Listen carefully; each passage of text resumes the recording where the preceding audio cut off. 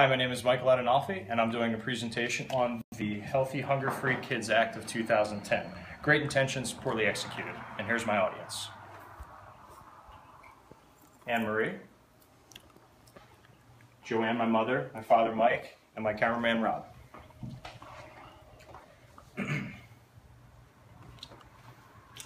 Childhood obesity is a large problem in the United States for a number of reasons, including diets largely based on sugar, the fast food industry, and lack of nutritional awareness. To combat these problems, the Obama administration signed into law the Healthy Hunger-Free Kids Act. Across the nation, students are being served lunches that are marketed as healthy and keeping with nutritional standards for a generation combating obesity. The Healthy Hunger-Free Kids Act of 2010, headed by Michelle Obama, intends to drive down obesity and promote healthy eating and activity. But is this an effective program that suits all children's dietary needs, or is it a program riddled with complications? According to the Washington Times, the National School Lunch Program saw a sharp decline in participation once the healthy standards went into effect during the 2012 and 2013 school year. A total of 1,086,000 students stopped buying school lunch after participation had increased steadily for nearly a decade. Furthermore, students have complained in many forms about the lunches being served. One student stated, "I was just trying to eat it so I wouldn't be hungry later on," while another said, "It tastes like vomit." The Healthy Hunger-Free Kids Act of 2010 promotes healthy eating and gives students in need of food at school a lunch. However, the healthy eating being promoted is neither satiating nor appetizing, ultimately discouraging to the students' population's unquenchable hunger for foods that are more fulfilling and healthy. Revisions of this program need to be made. Here are some examples of some of the school lunches that students have had to endure over the years. Here we have a picture of white rice, what appears to be chicken or pork, and chocolate milk. Not very appetizing. Warning, this next image may not be suitable for school-age children receiving school lunches via the Healthy Hunger-Free Kids Act of 2010.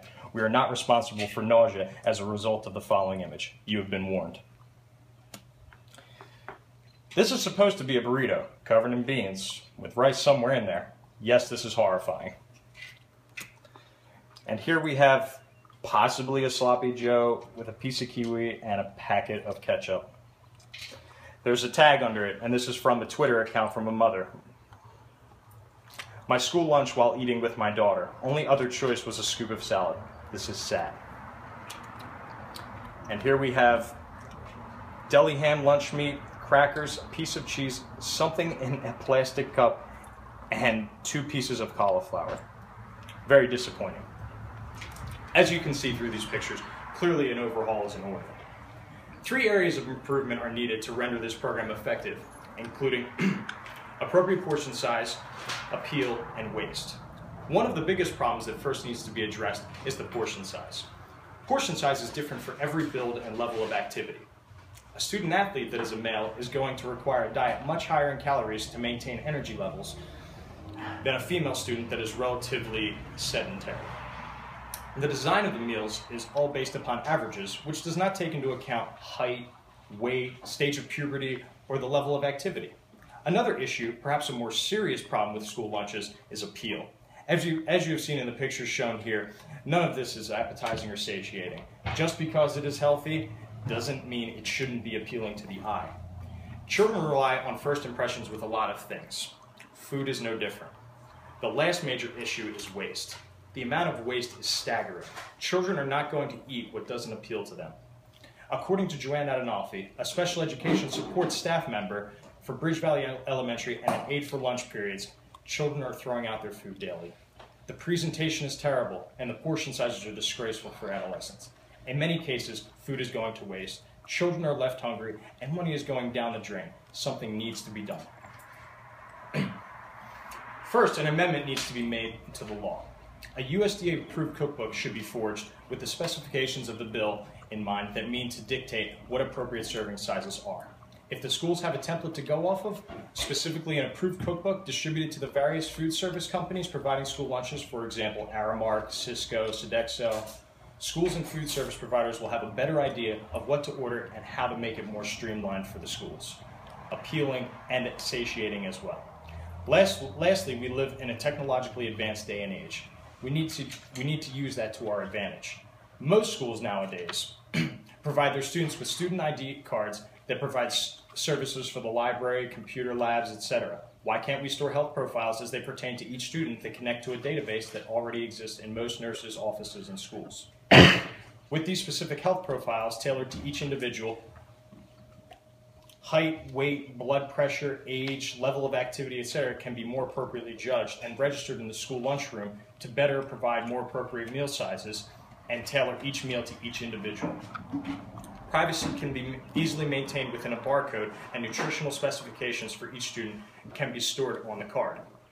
Taking this one step even further, when a student with a very specific food allergy comes into the cafeteria and through the lunch line, swiping their card will immediately communicate with the staff the very specific needs of students with higher demands. Now take a look at these pictures with me and compare. Which meal would you rather have as a kid in school?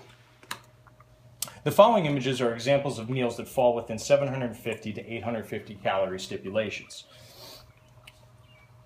which was laid down by the Healthy Hunger-Free Kids Act of 2010. Add a serving of milk to any of these meals, and that threshold will be reached. Right here we have a spinach salad that's with beef. It looks like onions, carrots, and a couple of other things. This one comes in just over 500 calories. You add a serving of milk, perhaps a roll, you'll be up at 750 calories in no time. This one we have rice, shrimp, and vegetables. Very satiating meal. And in this, we have a sweet potato burger with quinoa and with chicken in the patty as well. This one comes in at right around 600 calories. And here are the credits for my images. All of these pictures shown here fall within the dietary demands of the Healthy Hunger-Free Kids Act. Clearly, there is no competition. The biggest issue that we face in all of this is ourselves. Without action, there can be no recourse. The opportunity for change for the children of America is upon us. If we do not act now, we will continue to malnourish or even starve our children. To make change, we must call a right to the men and women of Congress and those in charge of legislation, anyone tied to the USDA. Let them know that we are not doing enough for our children under this act. The children are our future, and every step we take as a nation should be done to better future generations.